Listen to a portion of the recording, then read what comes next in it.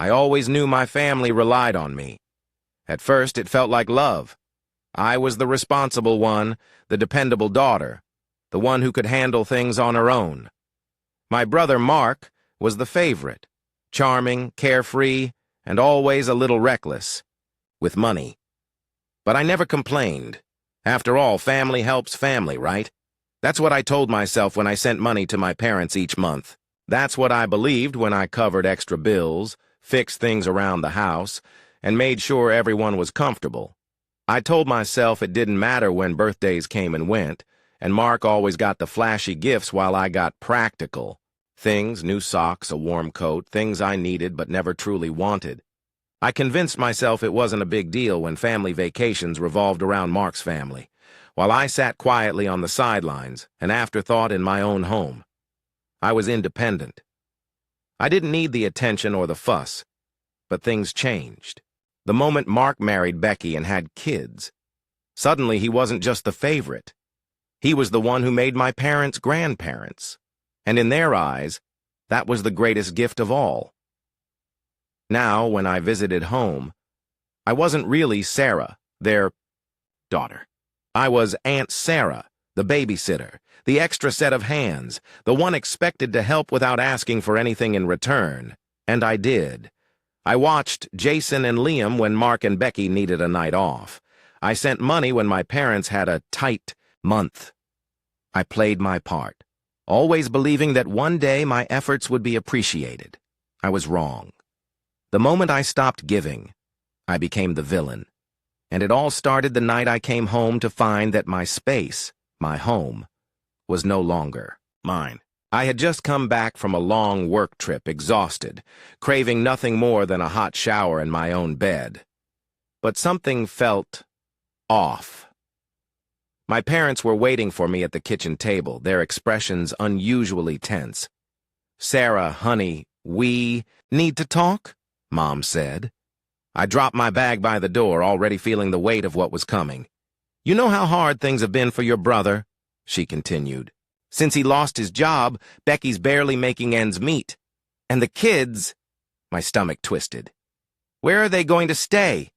Mom forced a smile. "The basement suite is perfect for them. It's separate, private. Becky and the kids will be comfortable there." I blinked. "You mean my basement suite?" Dad finally spoke, voice low. "We set up the hobby room for you. It's cozy. You'll have plenty of space." The hobby room.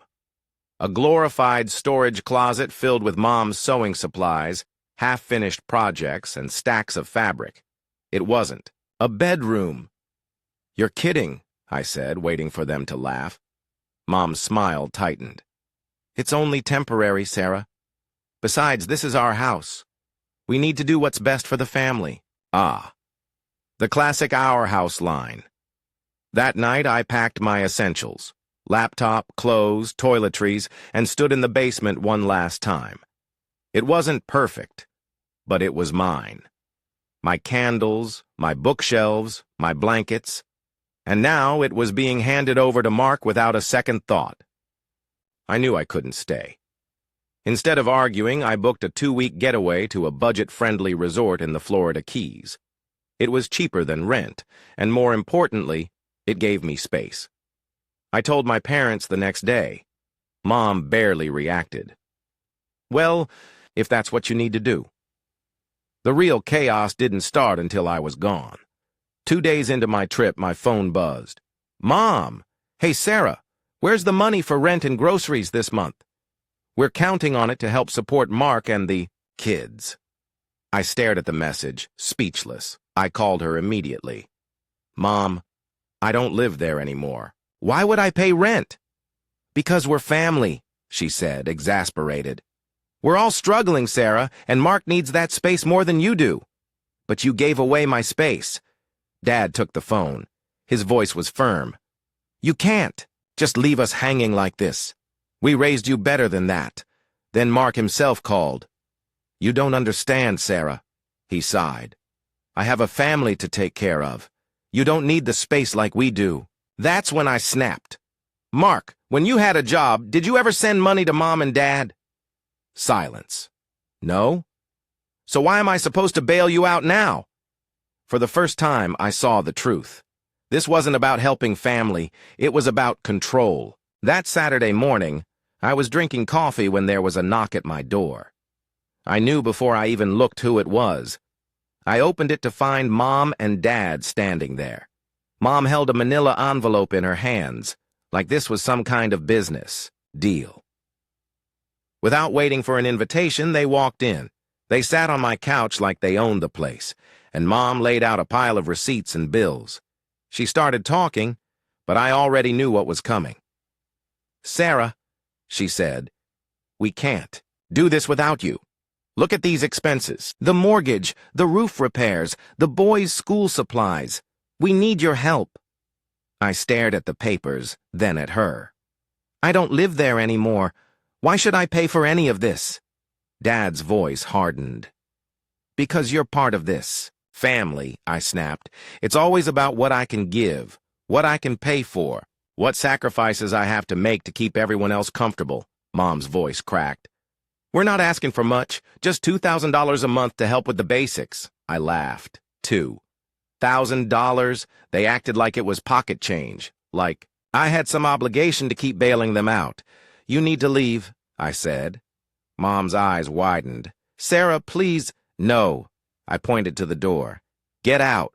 For the first time in my life, my parents looked genuinely stunned, I think. They finally realized I wasn't their doormat anymore. I spent the next 2 weeks planning my exit. I requested a job transfer and found a place in Charlotte, North Carolina. Far enough to give me space, but close enough that I wasn't running away. Packing up my apartment felt surreal. Every item I placed in a box felt like shedding an old version of myself.